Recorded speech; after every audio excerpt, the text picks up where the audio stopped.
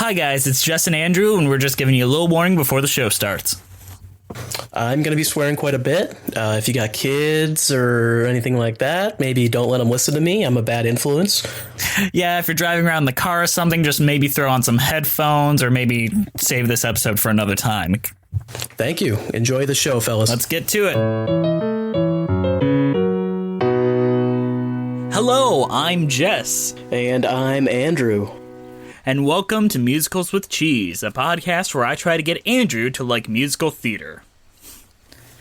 And we drink a lot of Angry Orchard, apparently. Yeah, that's us, because we're not cool enough for actual alcohol. Either way, Andrew, it's been a while since we've actually sat down and done one of these. How have you been? Oh, I've been really busy. I was recruited to go to Mars by Elon Musk.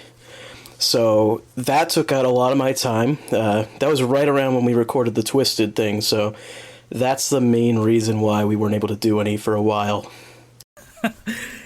I believe it. So, Andrew, what are we doing this week? Little shop of horrors. That's pretty good, right? Yeah, I mean, I'll probably cut in the music there so we don't have to hear you singing. Oh, fuck off!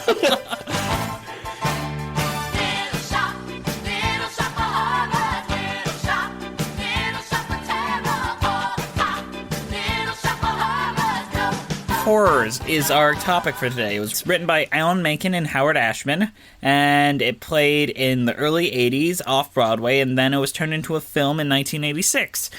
But it didn't start as a musical. Of course it didn't. It was based on a 1960 film by Roger Corman. I've seen the film, Andrew hasn't. I've seen the one scene with Jack Nicholson. The only scene that's worth watching, in all honesty. Probably because it has Jack Nicholson in it, and that's about it, probably. It really is, but they sure hoard that movie out so that you think Jack Nicholson is the main character. Like, there are posters with him front and center. Jack Nicholson in Little Shop of Horrors. He was just in that one scene, right? Yeah, just one scene, where he basically played the Bill Murray role from the movie. Isn't that Steve Martin? No, Bill Murray was the sadistic, patient. And he was put in there as a tribute to Jack Nicholson. Oh, okay, so Jack Nicholson was the patient. Now I remember, yeah. The Little Shop of Horrors 1960 movie is not very good at all. It is borderline unwatchable. Oh, doesn't Roger Corman have that persona of a, really bad filmmaker kind of thing? Really cheap filmmaker, but he doesn't always just make crap. This one was just crap.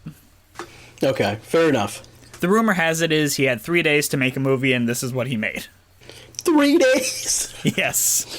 Oh, no. Which, if you look at it like that, it is relatively impressive. Yeah, that's really impressive. But the film dealt with a character named Seymour, who has a hypochondriac mother and is convinced by this plant to go and kill people and feed it to him. In the end, he jumps into the plant and commits suicide, and all the victims' faces sprout out as the plant blooms. It's a little bit unsettling, I guess. It's really boring. Even the riff tracks of it isn't able to make it interesting, but it did catch the eyes of Howard Ashman, who caught it on TV when he was really young, and thought, hey, that might make a good musical. What a genius. I mean, obviously, that makes a good musical. Well, why wouldn't that make a good musical, right? Yeah. I mean, he took all the basic elements that was there, the tribute to the 60s and pretty much a B-movie fiction, and thought, what if I add the Faustian, operatic side to it, and thought maybe this could work.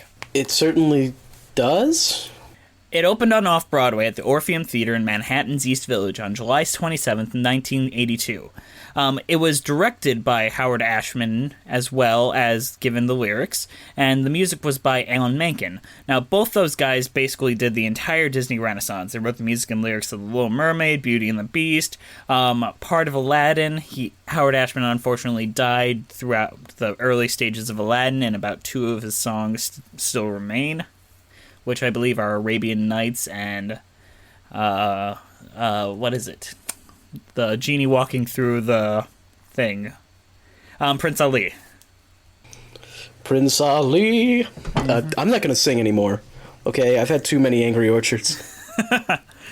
Howard Ashman wrote that the basically stated that the show satirizes many things: science fiction, B-movies, musical comedy itself, and even the Faust legend.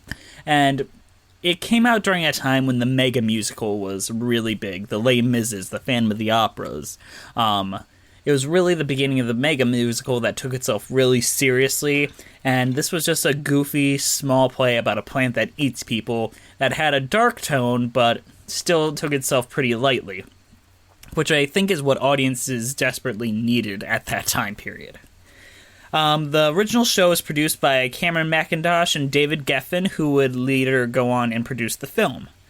It never moved to Broadway because Howard Ashman really didn't think it had a place on Broadway, which I think is a really mature way to see it. And overall, it is very well thought of in the theater community. It later premiered on Broadway in 2003, many, many, many years later. And it has been seen throughout all of community theaters, school theaters. Like, it's a fantastic piece of musical theater.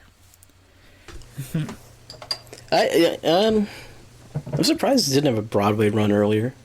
Well, back then, Broadway meant something different. It meant prestige, and sometimes you don't want to sell out. And Howard Ashman felt like it really fit well.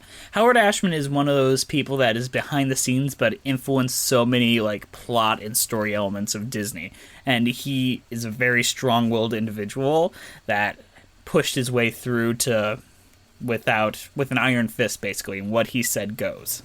I suppose I could see that. And it's probably, if Broadway meant prestige, you probably don't want a play about a plant that eats people from outer space on Broadway. So the basic plot changes from the 1960 film into the musical involved Seymour being a little less complicit in his actions because he was actually granted some more specific things. The omission of his mother, the addition of the Greek chorus three lady narrators, who are a fantastic addition that really adds to the theatricality. And really, I think those are all wise changes from screen to stage, and this doesn't feel like a let's adapt a movie for the sake of a movie cop-out. I can't imagine anyone doing this today, like taking a really obscure horror movie from the 80s and putting it on Broadway. I think I'd like to see it done more, honestly. I think it would be interesting. I mean, they did Reanimator the musical, which maybe one day we'll do. I actually haven't seen Reanimator yet, so I'd like to see the movie first. You should. But here's my question. Do you think Seymour is a likable character? Do I think Seymour is a likable character? Yes, in the musical. I mean, maybe for like the first act, and maybe a little bit at the very end. Now, what do you think makes him likable? Like, even bad people you can have empathy with, but I'm just curious. Well, I mean, he's just so easy. He's so easily to convince to murder people. Like, it doesn't take very much. He's just like, you know what? That guy deserves it. It's like, I think that Seymour is a very interesting character, and the way that they try to get you to have empathy with him is a little manipulative. Like, yeah, he's an orphan, but he's like balding and 48. Like, how it's like The Orphan at 33, except it's asking you to take it seriously. Well, this guy did work on Aladdin, so Aladdin was also orphaned at 33. Yeah, so I mean, it's kind of the same sort of deal. Yeah, it is pretty heavy-handed with, like, you gotta feel bad for this guy. Isn't, like, the one of the opening songs is literally just about how he's poor? Or he lives in a poor part of town or something like that? He's poor in both sense of the word, as in, I'm poor, poor me, and as well as I have no money and I am reliant on these people. Yeah, and it's like, I don't know, it's just literally setting up, like, hey, feel bad for him. Mm-hmm. It's like, okay, I'll do it. I'm interested to see if, like, we turned Seymour into a female character, or how that would reflect differently. I almost feel like it would just be exactly the same. I guess the love interest would probably be different, potentially. I mean, what if it's still two women together in the end? Be very progressive. Great thinking, Jess. Someone make this, I would watch it. I've given you rain. Looks like you're not happy. Lest I open a vein. I'll give you a few drops, if that'll appease.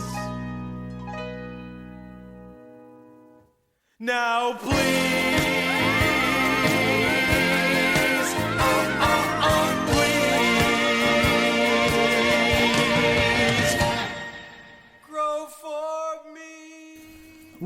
What do you think of the humor of the show? And do you feel like that it's too goofy that you can't really take the emotional story seriously?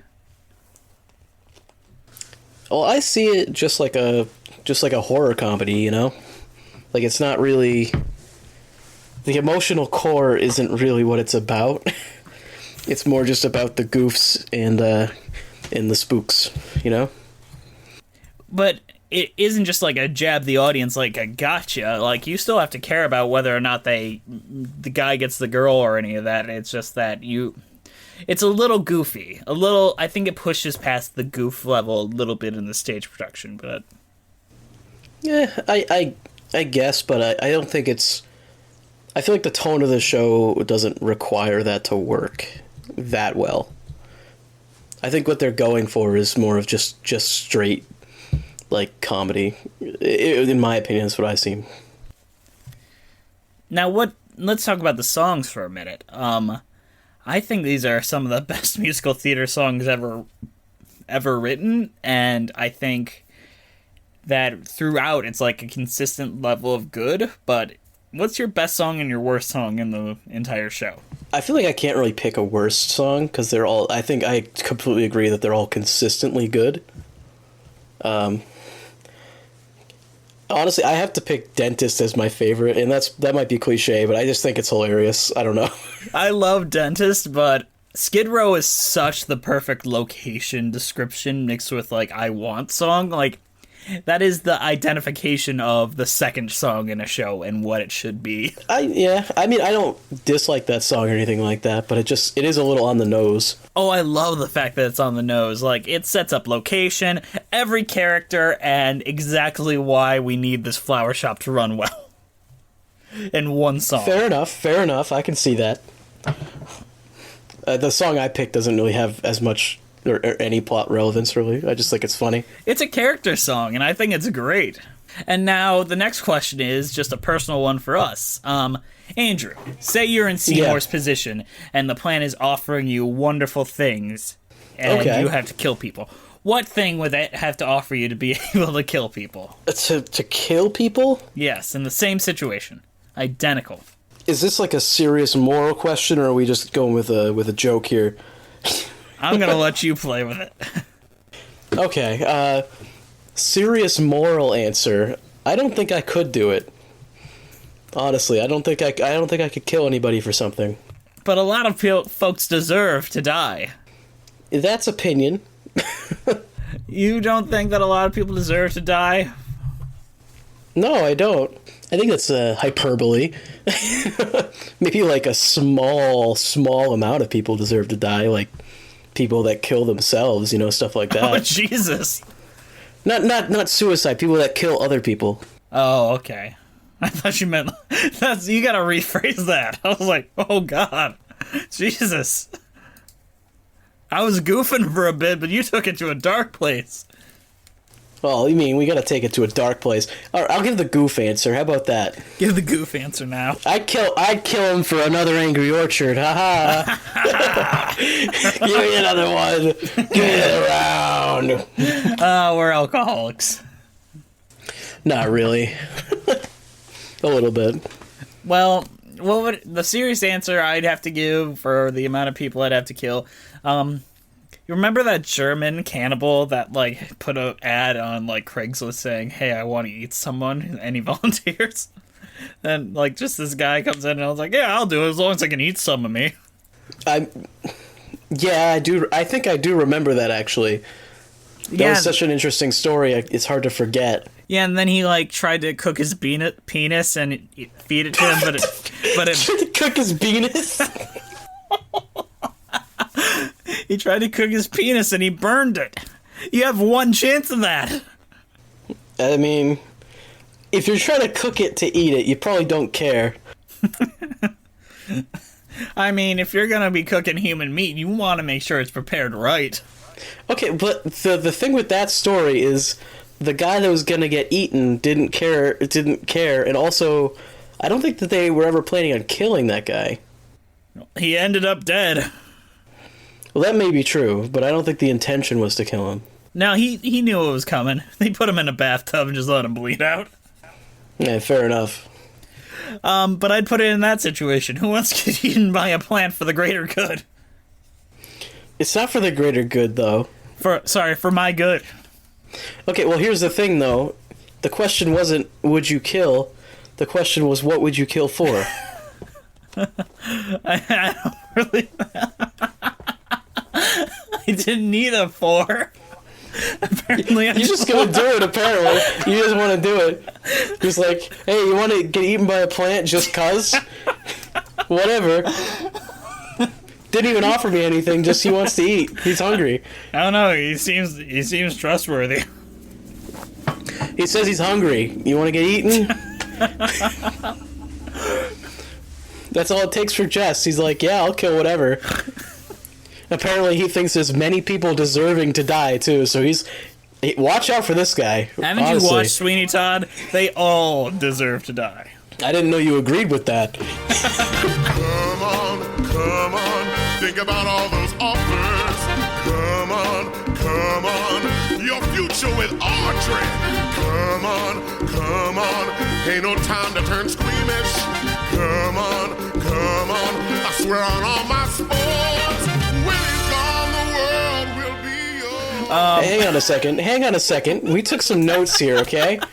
Hang up. We took a few notes here, and apparently I gotta bring up the fact that you were in this show. Yeah, I was in the show. I played the dentist.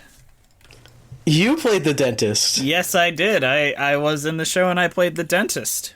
You have a tendency for causing things pain, or? I have a talent for causing things pain. Ah, that's how that goes. Yes, get it right. It used to be on YouTube, but I think it got taken down. Can we put this back up? Can anyone find this? I don't know. I didn't post it, but I knew it was up there.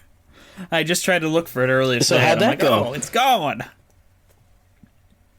So you've been eaten by the plant, so maybe it's a revenge thing.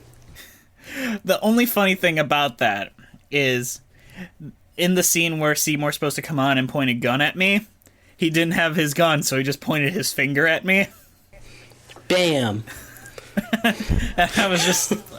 I improv some stuff, and I was like, oh, that's some mighty fine finger strength you got there.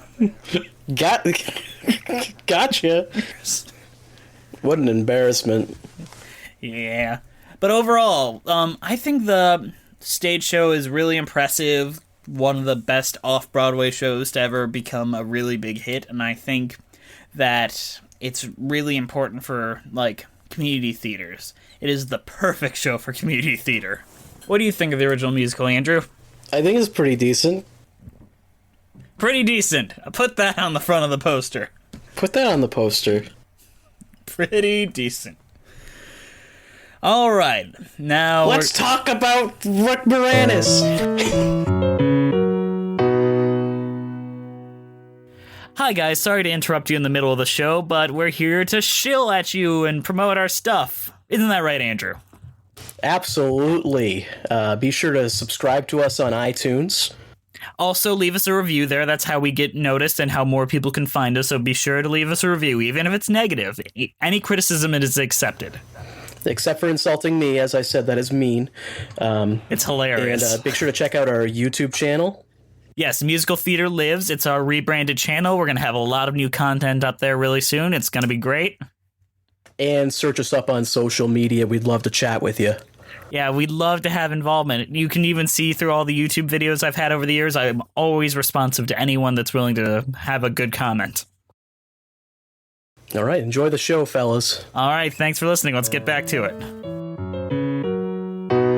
All right, great job. Wow. Let's talk about Rick Moranis. All right. So in 1982, there was a film adaptation, which I find completely remarkable that an off-Broadway show gets made into a film. That almost never happens except for like the Fantastics in the last 5 years. Rent? Rent started off-Broadway, then was moved to Broadway, and then became a film. I'm talking about That's true. No Broadway production and was still adapted into a film. It was adapted to the big screen in 1982 by David Geffen. It was to be produced by Steven Spielberg and directed by Martin Scorsese originally. Can you imagine what kind of movie that would have been? It probably would have not been good, honestly. Fucking Willem Dafoe as Seymour being like, I want the plant. I need to kill for the plant. No, there's gonna be that scene from Spider-Man where the plant is his like mask and he's like talking with himself, but it's the plant. You know what I'm talking about? Yes, I do. You know what the more probable answer would be if it was made like later on, like the late 90s, early 2000s? It would have been Leonardo DiCaprio as Seymour. Oh no! I don't want to feed you, Oh no! Rose. Thank God that didn't happen. But instead, the film was directed by esteemed puppeteer and all-around amazing director Frank Oz. He does not get nearly the credit he deserves for the cinema that he's made. I think he's great. And if you guys have a Twitter, you should follow him. He is probably the best guy to ever follow on Twitter. The film starred Rick Moranis, Steve Martin, Ellen Greene, who was the original Audrey from the stage musical and is still like acting today, and she's fantastic. And the casting really makes this film stellar. Like, the fact that they bring in actors who are actors first and singers second are effective in a way that I really don't think the song sung as beautifully as possible works, as well as just having these performers that are able to perform the songs. I think Rick Moranis is like perfect for the Seymour. Well, yes, but you can't just get any whiny looking doe-eyed guy in there that can sing well. You have to have him perform to a character that is moving at half the speed that he is and have him shoot it at... Because basically how they would do it is they would shoot it at double time, and Rick Moranis would have to sing the song super slow anytime the plant was on screen, so it was half the speed, and they would speed it up later. Yeah. And the fact that he's able to perform convincingly and get that all out perfectly is a testament to how great a performer Rick Moranis is. Was. He isn't dead. Didn't he leave cinema, though? Like, he said he's never doing it again or something? His wife died and he wanted to raise his kids, and then he was like, I don't miss it. I don't miss it. I don't care. That's how Rick Moranis sounds. He came back to play Darth Helmet in the Goldbergs. I think this is one of the very few stage-to-screen adaptations that improves on the original stage show. Like, I really enjoy the stage show, but this is the definitive version of the story. At least... since the director's cut came out, it is the definitive version of the story. Well, the puppeteering, too, like, you're not going to get that on a show. No, and that just goes to Frank Oz. Like, he can both do the puppeteering aspect as well as tell musical storytelling in a perfect way. Like, the way that he shot Skid Row is so perfect. Like, everything is edited to a perfect beat, and the musical storytelling, like when he sees the group of lepers basically climbing the fence at him, that is such a wonderful musical moment. And it's done by a guy that obviously knows his shit. It's by far the best Bill Murray movie ever made. That's not saying much. Oof, ouch. I'm not a big Bill Murray fan. Would you say this is your favorite Bill Murray movie? Oh, 100%. Really? Yeah.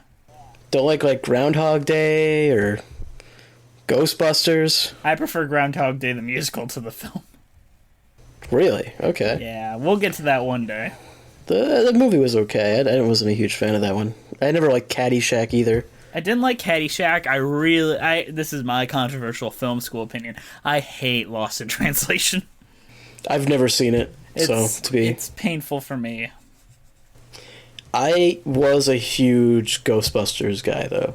But speaking of Bill Murray, I am curious. A lot of people tend to complain about all the celebrity comedian cameos in the film.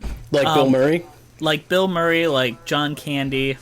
I never had a problem with it. I don't know. One of the Belushis, I think. Oh, there is a Belushi. I think he might only be in the director's cut, though. Okay. Great commentary, Jess. Really appreciate it. No. Jim Belushi was in the original cut. My bad. I got that reversed. I like how you said it's the one that's alive, and you knew which one was alive, but you didn't know which one it was. I mean, what else do you need? Fuck. We're gonna get like 1 million comments saying it's Jim Belushi was in it. Jim Belushi was in the director's cut. Jim Belushi's in it. Not if I cut it all out. You're not gonna cut it all out. You're not man enough. This giant tangent that adds nothing to anything. Let's keep it all in. I think it's pretty good. I think we're doing good here. All right, let's talk about. Wait, we didn't even finish up the point of that. What was the point of that? Like, do you think the cameos are necessary, and why are they there? I don't think they're necessary. I don't think they detract from the movie at all, and I think they're there because people like cameos. All right. I don't know. What do you think? I find them a little distracting. Like when John Candy shows up and does his shtick. Bill Murray's is like super distracting. I don't know. I never really had a problem with it. I don't know. I don't exactly have a problem. I think Bill Murray's is distracting for yours because you don't like Bill Murray. Maybe they should have just put Jack Nicholson in that role. Honestly, that would have been interesting if they actually did.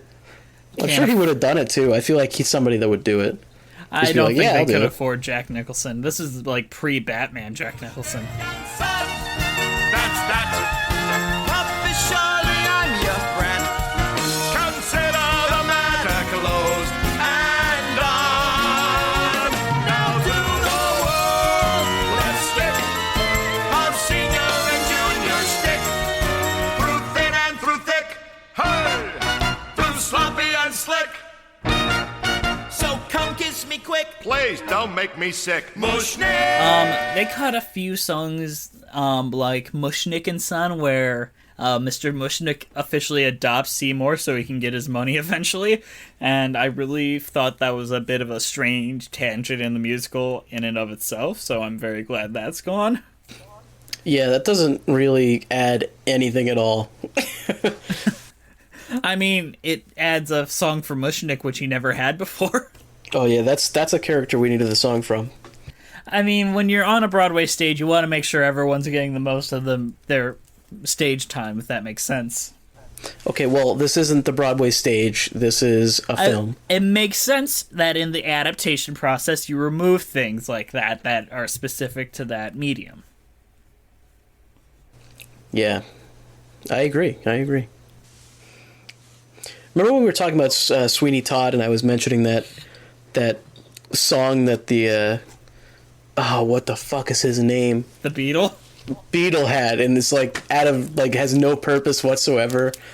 And I was like, did they just do that just to give him more time to sing? There is that's probably true. There's a couple like transitionary songs like Closed for Renovation, Call Back in the Morning, and The Meek Shall Inherit, which is in the movie but just cut way down, that I think are smart. There's only one song that I really wish was still in the show, or was in the film. And what's that? It's mostly because I sang the song and kind of fell in love with it. It is Now It's Just the Gas by The Dentist. Don't be fooled if I should chuckle like hyenas in a zoo. It's just the gas. It turns me on. But don't let my mirth deceive you. Any moment I'll be gone. All my vital signs are failing because the oxide I'm inhaling makes it difficult as hell to catch my breath. I think that... Give more Steve Martin another song. He's really good.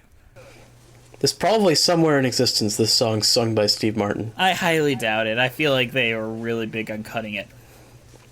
Well, I mean, Really, the dentist is kind of a throwaway character. They literally throw him away. Yep, they're like, into the fucking garbage you go. Bye-bye. I find the deleted scenes of this movie very interesting. Like, you have extended song numbers, but there's also, like, Seymour feeding the dentist severed head to the plant and, like, shit. Like, why did they film this? For this fun comedy? They probably initially intended it to be darker. In fact, I think some of the cut scenes also point to that. That's a great transition into the director's cut versus the theatrical cut. Well, the director's cut has Jim Belushi. The theatrical cut doesn't. Reverse that, I think. Reverse that? I think Jim Belushi's in the original cut, and some other guy is in the director's cut. Okay. So one of them has Jim Belushi, the other doesn't. Only watch the version with Jim Belushi. Only watch the version with Jim Belushi. No. Whichever one has Jim Belushi. Actually, only watch movies with Jim Belushi. If it doesn't have Jim Belushi in it, I'm not sure why you're watching it. Yeah, what are you doing here? Well, according to Jim... Come on, can we talk about the ending? Yes. The original ending... well, the version that we saw in theaters, that most people saw in theaters, ended with Seymour defeating the plant, him and Audrey going and moving into a house together, and... happy ending. Yes, this murderer who killed several people gets a happy ending. Thanks, Rick Moranis. Honey, I killed the people.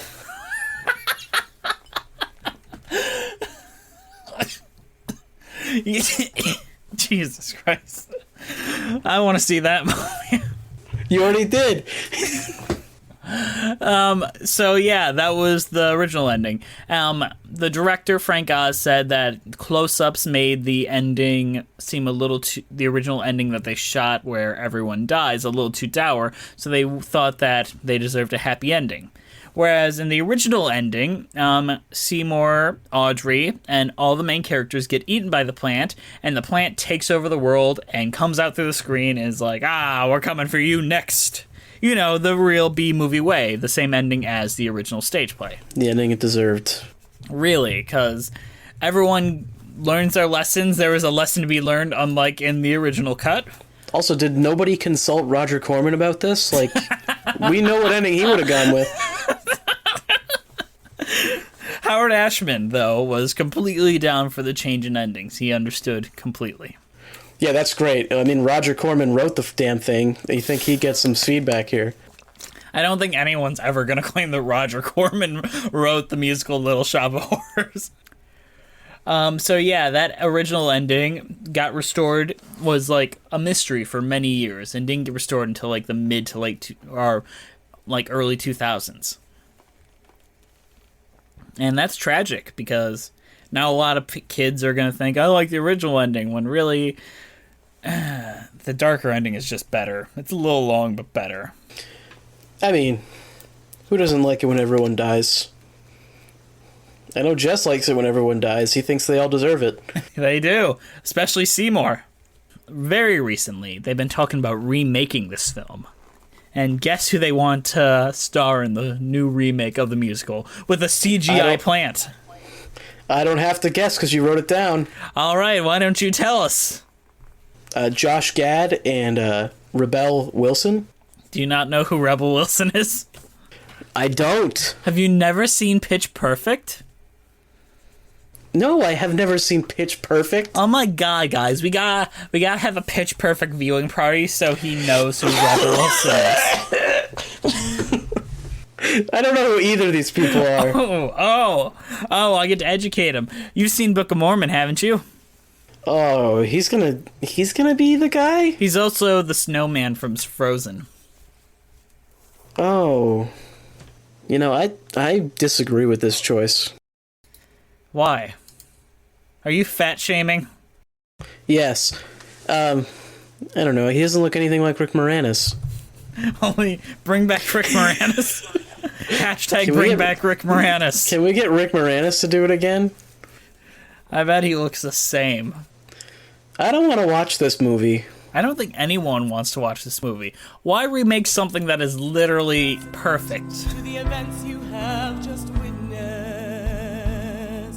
similar events in cities across America, events which bore a striking resemblance to the ones you have just seen began occurring.